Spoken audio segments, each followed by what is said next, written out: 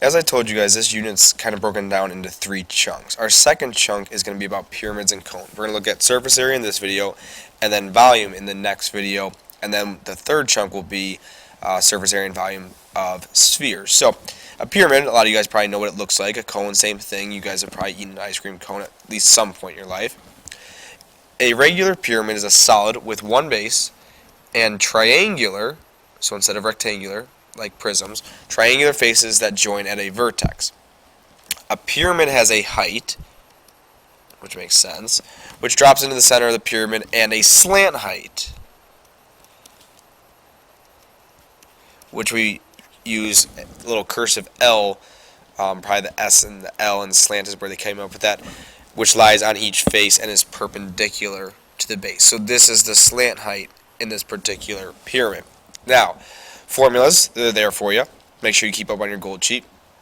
Lateral area, so there are 4 faces, or your 3 faces, how many faces it's going to be, is your perimeter times the slant height divided by 2, or times 1/2. The reason that happens is if you unfolded a pyramid with this one on the right, you would take your perimeter of your base, which would be this, that, and that. So those 4 sides times the slant height. But if you see here, you would have perimeter time, or your base times your height of a rectangle, which would be the whole area.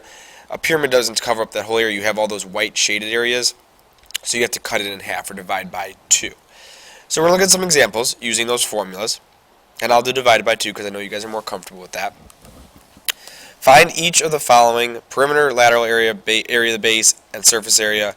Assume all pyramids are regular, all sides are the same. So, again, this is what I would suggest doing. Finding your base first, and those 2 things have to do just with the base.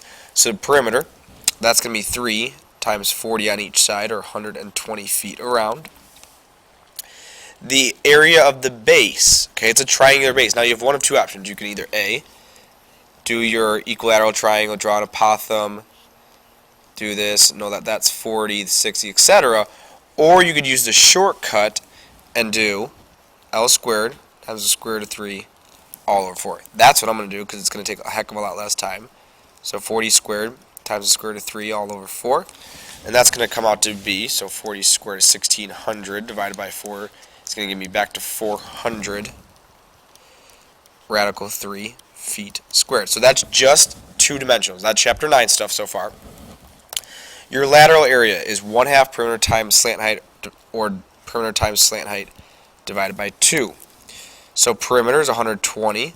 The slant height in this case was given to you. That's this guy right here. It's along the face and it's perpendicular to that base there. So that's 21 all over 2. 120 times 21 divided by 2. And you get 1,260 feet squared for the 3 faces. Your last part is that perimeter times slant height divided by 2, or in other words, your lateral area plus 1 base, because there's only 1 base in this with pyramids and cones. So lateral area is 1,260 plus 1 of the bases. Area of the base we said was 400 radical 3, and that's actually how we have to leave our answer, because you cannot combine those. There's addition in between. You cannot combine those. Okay. Same kind of idea number 2. We're going to have to do one other little finding here. Again, these 2 first pieces all are chapter 9. I'm going to find my base. In this case, I'm going to actually highlight it because I'm going to go back to it in a second. So here's my base, and now I'm going to work towards finding my perimeter in the area. So perimeter, again, pretty simple. There's 4 sides in this pyramid, times 6 on each side, or 24 feet around. The area of the base, again, pretty simple. The base is a square, S squared, so 6 squared, or 36 feet squared. That part's not too bad. Lateral area, now you have perimeter times slant height divided by 2. So we have perimeter, which is 24, times the slant height you don't have in this case. You know the regular height, you don't know the slant height. So I'm going to draw on a slant height, and that goes right along the face here, and it's going to be perpendicular to that side if we ever needed it. And the way I'm going to figure this out is I'm actually going to make a triangle out of this. You know the regular height is 4 feet. You know this is 3 because the whole thing's 6 and it's half. Now you can go ahead and find that third side by doing Pythagorean theorem, or 3 squared plus 4 squared equals c squared. Or some of you might know that it's just a 3, 4, 5 right triangle. The sooner you know those, the easier it's going to be. So your slant height is 5 divided by 2. So we have 24 times 5 divided by 2. We get 60 feet squared for the lateral area. Surface area is going to be lateral area plus 1 base again, because again, there's just 1 here. So you have 60 plus 1 base is 36, for a total of 96 feet squared. So very similar ideas to what we were doing last week. Excuse me. Little working backwards problem, because I know these give you some trouble every once in a while. The surface area of a regular square pyramid, that's important there, we know what we're dealing with, is 780 feet squared. The perimeter of the base is 20 feet. Find the slant height round to the nearest 100. So I'm just going to start with my formula. I was given surface area of a pyramid. So surface area of a pyramid is our, lateral area plus 1 base. Okay, so far I don't really see anything that helps me. So I'm going to kind of keep breaking that up until I have it broken down all the way. So I'm going to put in surface area equals, instead of lateral area, I'm going to make that perimeter times the slant height divided by 2 plus the area of the base. Okay, so I'm breaking that down as much as I can. Okay, I know that my surface area is 780, so I'm going to plug that in, equals the perimeter of the base is 20. We know we are not going to be able to find that slant height because that's what's being asked. We have to find that. So we have 20 times the slant height divided by 2 over there. You could reduce that to 10L if you wanted it as well. Plus, we know that second B can't be there because you can't have 2 variables. We actually can find that because it was told, or we were told that the perimeter of the base, so here's the base. If you want to, you could draw your pyramid. I'm not very good at this, but there's your pyramid. You actually knew that the perimeter of the base is 20, which means every side here is 5, 5, 5, and 5. To find the area of the base, well, if it's a square, area of the base is s squared, pretty simple, 5 squared, or 25 feet squared for your base, so that's what's going to go in right here.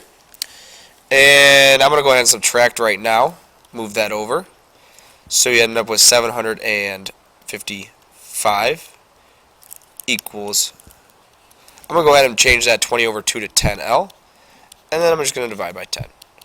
So you have 755 divided by 10.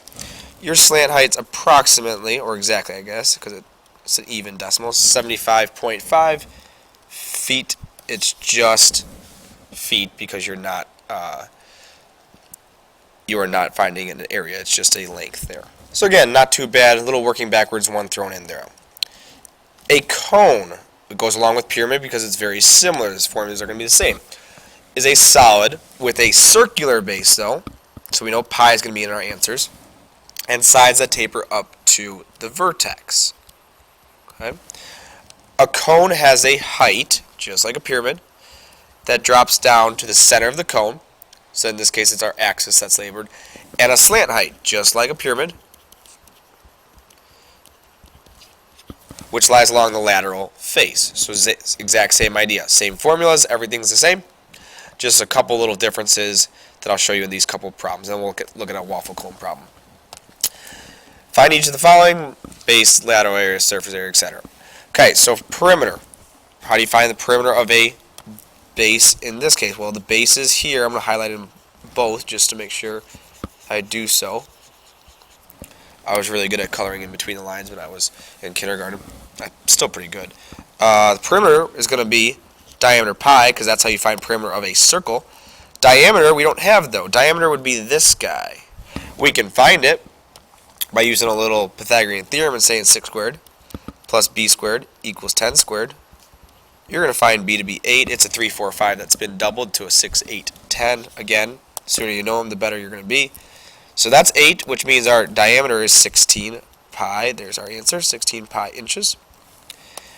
Area of the base. Again, we're still talking about the base in both of these first parts. Area of the base is pi r squared. Pi times 8 squared, or 64 pi inches squared. Lateral area, same thing as last time. Perimeter times slant height divided by 2. Or perimeter is, we said, 16 pi times slant height, which is 10, all divided by 2. And I can do 16 divided by 2 first, which is 8 pi, times 10, which is 80 pi. You can multiply with pi's. It's okay. You cannot add and subtract with differences there. And last one. Lateral area, or surface area, is made up of lateral area plus just one base, because there's only one bottom. So we're going to do 80 pi. Plus the base is 64 pi, we said, for a total of 144 pi inches squared. Okay? Same kind of thing in the next one, except for you're going to have a different given information at the beginning. Perimeter is diameter times pi. Same thing. So diameter is double that radius, or 18 pi, easy enough, 18 pi feet. The area of the base is pi r squared. It's a circle, of course. So pi times 9 squared. 81 pi feet squared is your base. Lateral area. Perimeter times slant height divided by 2. Perimeter, I already said, was 18 pi. Slant height, we gotta go find it. In this case, this would be your slant height right there.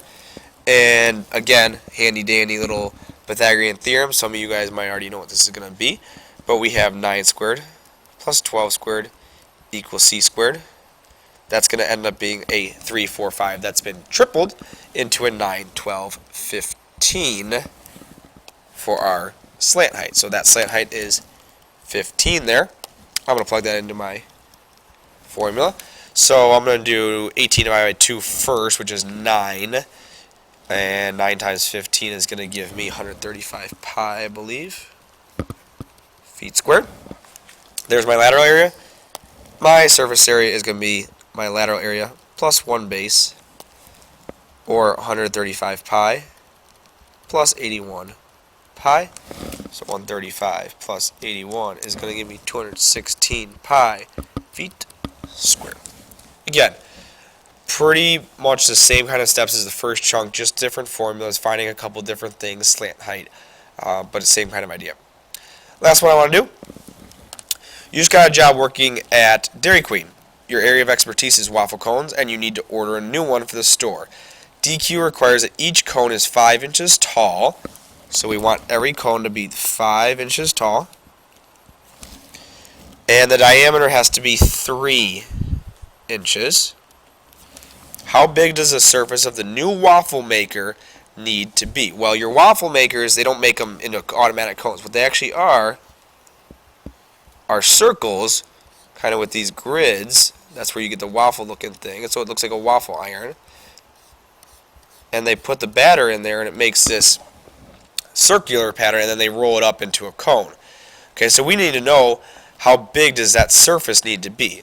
So what we're finding is, if we want a cone, we don't want all the surface area. We just want the lateral area. If we found all surface area, how are you going to put anything in the cone? Not possible. You don't want to include the base. It's open. So we're going to be using lateral area, and we want to know how big that area needs to be. Lateral area is what we're trying to find. How big does that waffle maker need to be? Lateral area is going to be perimeter times slant height divided by 2. And we got to go find everything we need. So lateral area, let's see how big this has to be. Perimeter. Well, if the diameter is 3, the perimeter is going to be 3 pi, because diameter times your pi is your perimeter, times the slant height. I'm going to go ahead and have to find that. This is 1.5, that's 1.5. Got to find this, and I'm going to find out what that is. It's not going to work out as nicely, so we have 1.5 squared. Move that down a little bit. 1.5 squared plus 5 squared equals c squared. So that's going to be what? 1.5 squared is 2.25, right? Yep, 2.25 plus 25 equals c squared. So it's 27.25 equals c squared. Let's take the square root of 27.25. We get 5.2201, etc. So this is going to be 5.220. Okay, I'm going to keep that number in my calculator. I'm going to plug it in right here to my slant height. Divide by 2. Since we're going to be rounding to the nearest hundredth, we can go ahead and multiply pi out. So I'm going to put that number in, times 3 pi symbol button. I'm going to go ahead and hit enter and divide it by 2. And our lateral area has to be about 24.599, which is going to make it 24.60 inches squared of area. That's how much area we need on that. So we'd be able to figure out what a radius would have to be and how big that waffle iron would have to be. Okay, we're going to do the group work tomorrow in class. If you want to start, always feel free, and then we will make sure that we're all caught up on our formula sheets. See you guys.